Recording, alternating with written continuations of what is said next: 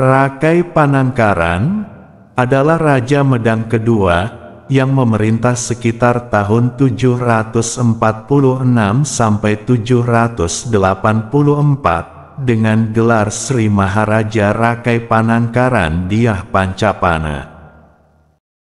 Namanya dikenal melalui prasasti Raja Sanghara, prasasti Kalasan, prasasti Mantiasi, dan prasasti Wanua Tengah III, serta diperkuat oleh naskah Wangsakerta. Maharaja Rakai Panangkaran menempati urutan kedua dalam daftar raja-raja kerajaan Medang versi prasasti Mantiasi. Namanya ditulis setelah Sanjaya, yang diyakini sebagai pendiri kerajaan tersebut. Prasasti ini dikeluarkan oleh Maharaja Dyah Balitung pada tahun 907, atau ratusan tahun sejak masa kehidupan Rakai Panangkaran. Sementara itu, prasasti yang berasal dari zaman Rakai Panangkaran adalah prasasti Kalasan tahun 778.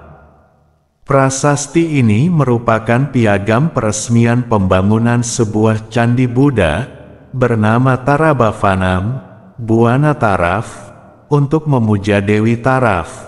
Pembangunan ini atas permohonan para guru Raja Sailendra. Dalam prasasti itu, Rakai Panangkaran dipuji sebagai Sailendra Wangsatilaka atau Permata Wangsa Sailendra. Candi yang didirikan oleh Rakai Panangkaran tersebut sekarang dikenal dengan sebutan Candi Kalasan.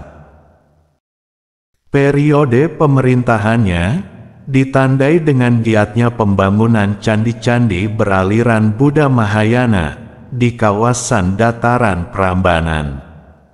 Selain Candi Kalasan, beberapa candi yang diperkirakan dibangun atas prakarsa Rakai Panangkaran, antara lain Candi Sari yang dikaitkan sebagai wihara pendamping Candi Kalasan, Candi Lumbung, Prasada Vajrasana Manjusrigra, Candi Sewu, dan Abayagiri Vihara, Kompleks Ratu Boko. Prasasti Abayagiri Wihara yang berangkat tahun 792 Masehi menyebutkan tokoh bernama Tejah Purnapane Panamkarana, Rakai Panangkaran, mengundurkan diri sebagai raja karena menginginkan ketenangan rohani dan memusatkan pikiran pada masalah keagamaan, dengan mendirikan wihara yang bernama Abayagiri Wihara, yang dikaitkan dengan kompleks Ratu Boko. Diperkirakan, Raja Panangkaran telah wafat sebelum Candi Sewu dan Abayagiri Vihara rampung, sehingga ia tidak sempat menyaksikan beberapa karyanya. Candi Sewu. Sanjaya merupakan raja pertama kerajaan Medang. Menurut prasasti Canggal, ia menganut agama Hindu aliran Siwa. Sementara itu, Rakai Panangkaran adalah raja kedua kerajaan Medang. Menurut prasasti Kalasan, ia mendirikan sebuah candi Buddha aliran Mahayana. Sehubungan dengan berita tersebut, muncul beberapa teori seputar hubungan di antara kedua raja tersebut. Teori pertama dipelopori oleh Van Naersen, menyebutkan bahwa Rakai Panangkaran adalah putra Sanjaya. Wangsa Sanjaya kemudian dikalahkan oleh Wangsa Sailendra yang beragama Buddha.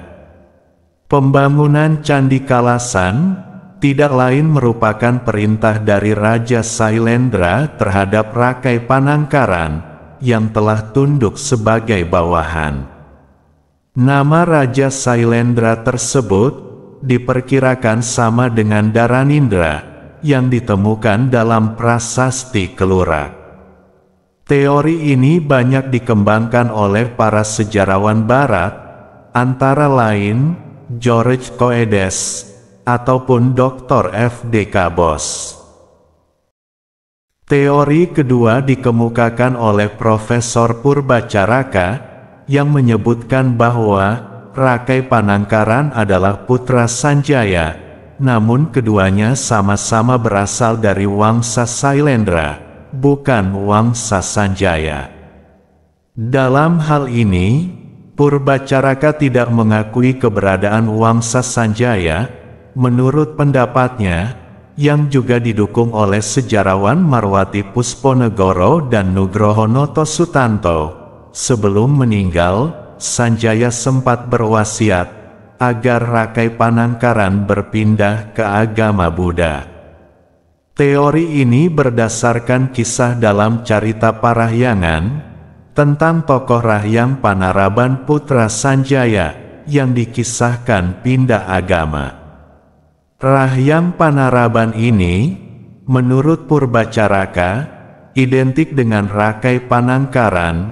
Jadi, yang dimaksud dengan para guru Raja Sailendra tidak lain adalah guru Rakai Panangkaran sendiri. Teori ketiga dikemukakan oleh Slamet Muljana, bahwa Rakai Panangkaran bukan putra Sanjaya. Dalam daftar para raja versi Prasasti Mantiasih, tertulis nama Sanjaya bergelar Sang Ratu, sedangkan Rakai Panangkaran bergelar Sri Maharaja. Perubahan gelar ini membuktikan terjadinya pergantian dinasti yang berkuasa di Kerajaan Medang. Jadi, Rakai Panangkaran adalah raja dari Wangsa Sailendra yang berhasil merebut tahta Medang serta mengalahkan Wangsa Sanjaya. Menurut Slamet Muljana, Rakai Panangkaran tidak mungkin berstatus sebagai bawahan Wangsa Sailendra, karena dalam prasasti Kalasan, ia dipuji sebagai Sailendra Wangsatilaka, permata Wangsa Sailendra. Dalam hal ini, Slamet Muljana menolak teori bahwa Rakai Panangkaran adalah bawahan Dharanindra. Menurutnya, Rakai Panangkaran dan Dharanindra sama-sama berasal dari Wangsa Sailendra. Meskipun demikian, ia tidak menganggap keduanya sebagai tokoh yang sama. Menurutnya, Dharanindra tidak sama dengan Rakai Panangkaran yang memiliki nama asli Dyah Pancapana, sesuai pemberitaan prasasti Kalasan. Muljana berpendapat, Dharanindra adalah nama asli dari Rakai Panunggalan, yaitu raja ketiga Kerajaan Medang, yang namanya disebut sesudah Rakai Panangkaran dalam prasasti Mantiasih. Dengan ditemukannya prasasti Wanua Tengah III, maka misteri hubungan antara Rakai Panangkaran dengan Sanjaya telah menemukan titik terang.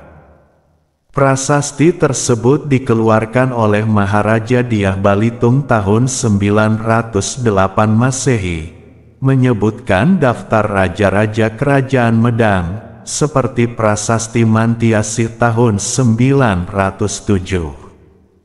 Dalam prasasti Wanua Tengah III, disebutkan bahwa Rakai Panangkaran adalah anak dari Rahyang Taihara, sedangkan Rahyang Taihara adalah adik dari Rahyang Tai Medang.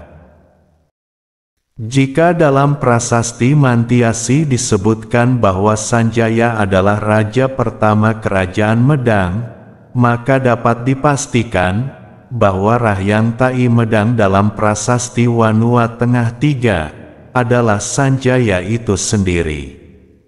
Dengan demikian, dapat disimpulkan bahwa Rakai Panangkaran adalah keponakan dari Rakai Mataram, Sang Ratu Sanjaya.